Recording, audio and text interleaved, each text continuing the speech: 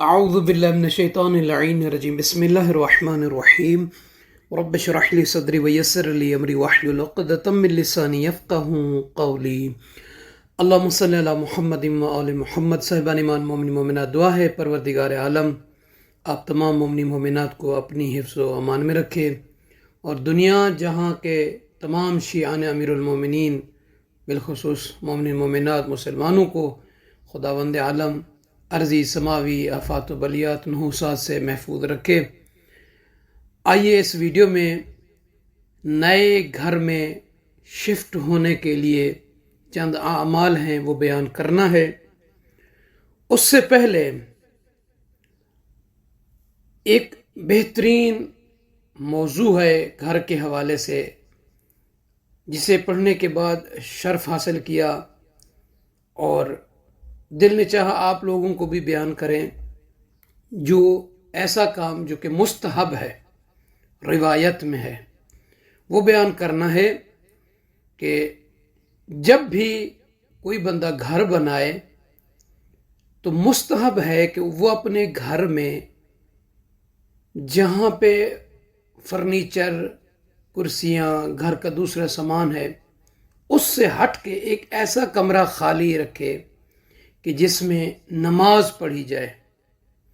یستحب تعیین بیت فی الدار خال من اثاث البیت للصلاة وقراءة القرآن والعبادہ فیہ، کہ اس گھر میں ایک ایسی جگہ بنائی جائے جو کہ اس میں نماز پڑھی جائے، قرآن کی تلاوت کی جائے، اس میں عبادت کی جائے۔ اور اس بارے میں بہت زیادہ روایات میں امر وارد ہوا ہے کہ گھر میں ایک جگہ کا خالی ہونا عبادت کے لیے مومن کو چاہیے، بندے کو چاہیے کہ وہ ضرور بنائے، اور کہ جس گھر میں قرآن پڑھا جاتا ہے، جس گھر میں عبادت کی جاتی ہے، جس گھر میں نماز شب پڑھی جاتی ہے، روایت میں ملتا ہے کہ وہ گھر اہل آسمان کو ایسے چمکتا ہوا نظر آتا ہے جیسے اہل زمین کو آسمان کے ستارے۔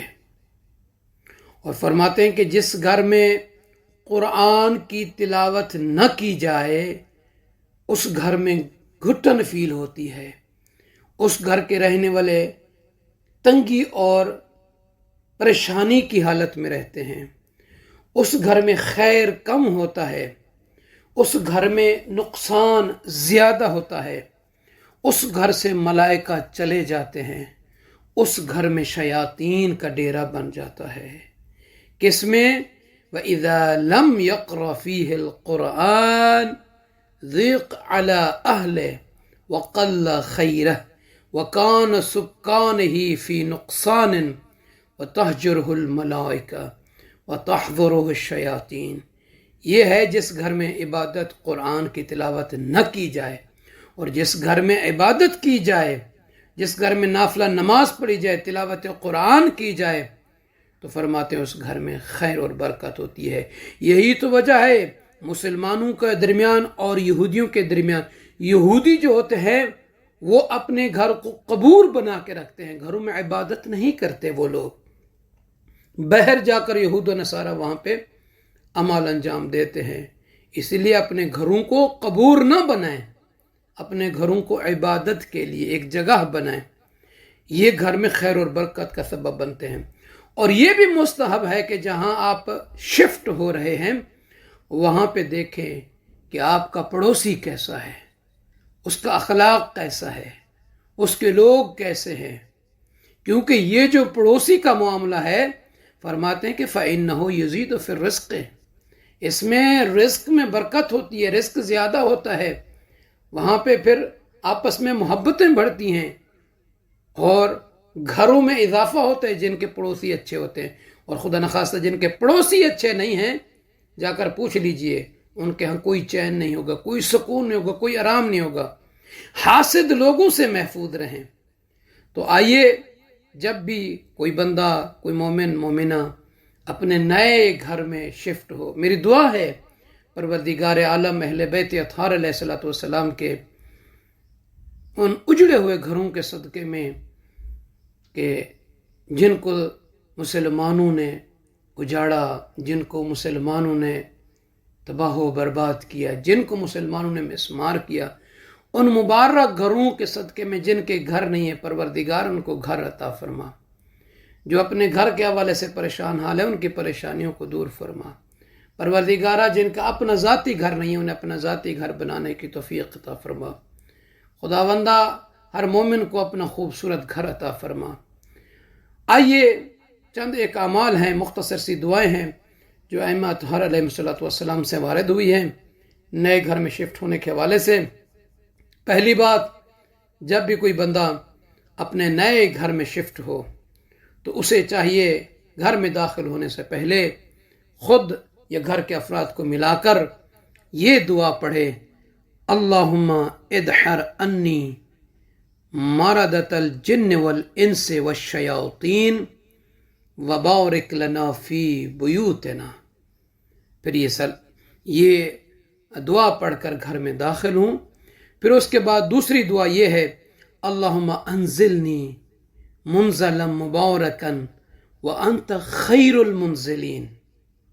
یہ دو دعائیں پڑھ کر اپنے گھر میں شفٹ ہوں، جتنے بھی گھر کے افراد ہیں۔ اور مستحب ہے کہ جب آپ گھر میں شفٹ ہو رہے ہوں تو ایک موٹا بڑا گوسفند یا بکرا ذبح کریں اور اس کا گوشت بنائیں۔ اس کا گوشت بنا کر جس بندے نے ذبح کیے اس کو اور دیگر افراد کو تقسیم کریں۔ اگر گھر میں پکا کر کھلائیں تو بھی کوئی اس میں شرعی اشکال نہیں ہے۔ اگر حصے بنا کے تقسیم کرنا چاہتے ہیں، فقیروں کو، غریبوں کو، یتیموں کو دینا چاہیں تو یہ بھی مستحب ہے نئے گھر میں شفٹ ہونے سے پہلے۔ دوسرا یہ ہے کہ گھر میں قریبی رشتہ داروں کے طعام کا، کھانے پینے کا اہتمام کریں، انہیں دعوت دیں، انہیں بلائیں اپنے گھر میں۔ اسے بھی ولیمہ کہتے ہیں۔ ولیمے کے ویسے تو کچھ اقسام ہیں، شادی کا بھی ولیمہ ہوتا ہے، بچے کی ولادت کا جسے عقیقہ کہتے ہیں وہ بھی ولیمہ ہوتا ہے، نئے گھر کا بھی ولیمہ ہے۔